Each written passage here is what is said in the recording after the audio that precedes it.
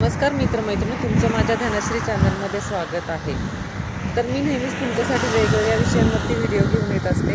पण आज माझा व्हिडिओ हा एक वेगळ्या विषयावरती आहे. म्हणजे मी तुम्हाला आज दाखवणार आहे की आम्ही जिथे फिरायला आलेलो आहोत, म्हणजे देवीच्या दर्शनाला आम्ही इथे आलेलो आहोत आणि तिथे आम्ही घाटात आत्ता थांबलेलो आहोत. तिथे किती सुंदर वातावरण झालेलं आहे. हे बघा, थोडासा अंधार पडला आहे, त्यामुळे जास्त काही इथे असं दिसत नाही, कारण पाठीमागे खूप धुकं पडलेलं आहे.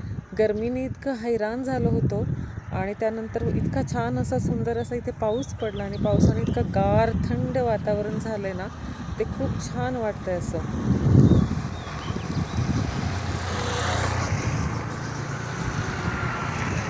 हे बघा, माझ्या मागे सगळ्या व्हॅलीज आहेत.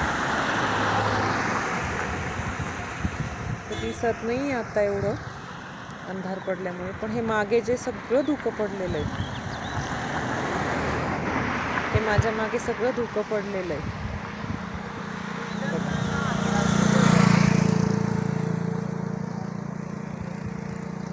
आम्ही इथे नेहमीच महाबळेश्वरला वगैरे फिरायला येत असतो, कारण आम्हाला इथे फिरायला खूप आवडतं.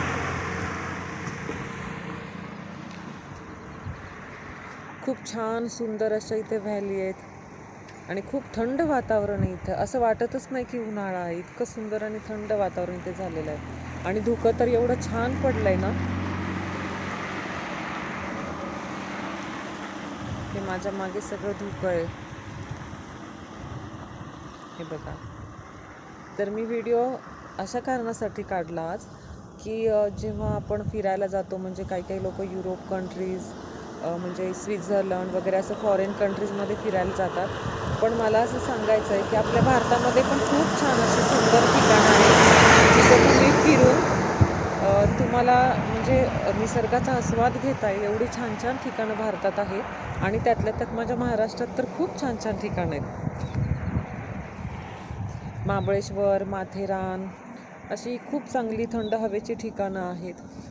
आणि आत्ता सध्या तर सुट्टी चालू असल्यामुळे खूप खूप रश आहे सगळीकडे.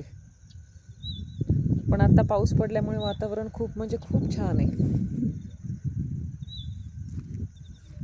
हे बघा.